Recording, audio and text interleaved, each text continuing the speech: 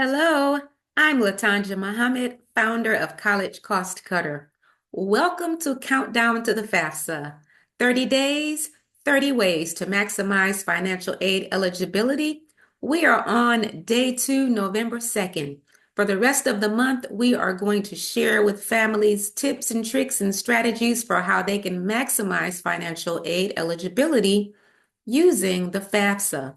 And so if you have not tuned in to yesterday's video and the introductory video, look at the information in the description below and you can click on those links to catch up. Today, we'll be talking about accessing the FAFSA. And again, the FAFSA is the free application for federal student aid. Visit studentaid.gov. This is where you can actually access the FAFSA, studentaid.gov. And you'll see on that page that you land on, under popular topics, apply for aid using the FAFSA form. If you click on that, you'll be taken to a page that will let you know that the FAFSA for the 2025-2026 award year is coming soon. It's scheduled to open on December 1st. Right now, there's actually a beta test period going on, but the official form should be released. It's scheduled to be released on December 1st. So learn more about the timeline. If you click on the timeline, it'll give you a little bit more information about the beta test. You'll know if you are a part of the beta test because you will have been invited to participate in the beta test. If not, while you're waiting for the application to open, you should still go into studentaid.gov and create your studentaid.gov account.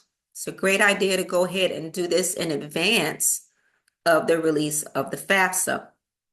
A lot of people try to go on to the website right on December 1st and start with completion. And a lot of people try to start even with creating their account on the 1st. And there are lots of backups and crashes of the system because so many people try to go in at one time. So go ahead and get your account created first before December 1st. And then you really don't have to complete the FAFSA on December 1st. That's when it opens on December 1st. So I encourage you to go ahead and be proactive and do it early, but don't feel like you have to on December 1st. You can do it a week later or 2 weeks later, or even toward the end of the month.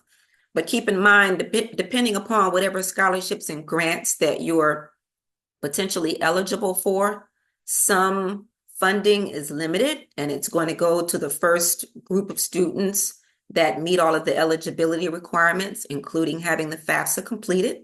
So keep that in mind.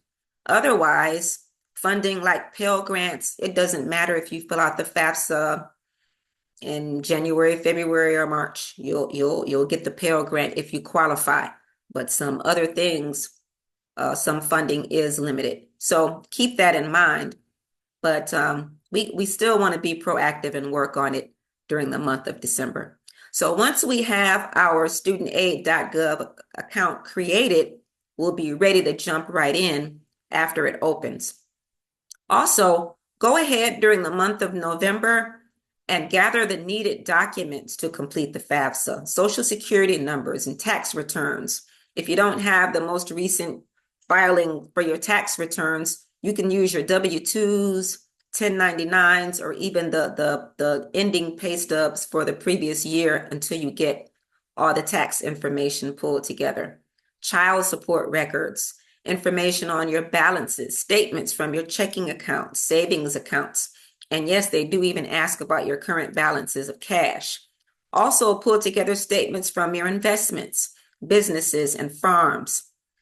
A tip, and we'll get more into the reporting of assets later during this series. When you report the net worth of your investments on the FAFSA, be sure you do not report the value of your primary residence. Your primary residence should not be included in the assets that you report on the FAFSA. If you make a mistake and report the value of your primary residence. They will see that as an investment, and it will negatively impact your financial aid eligibility.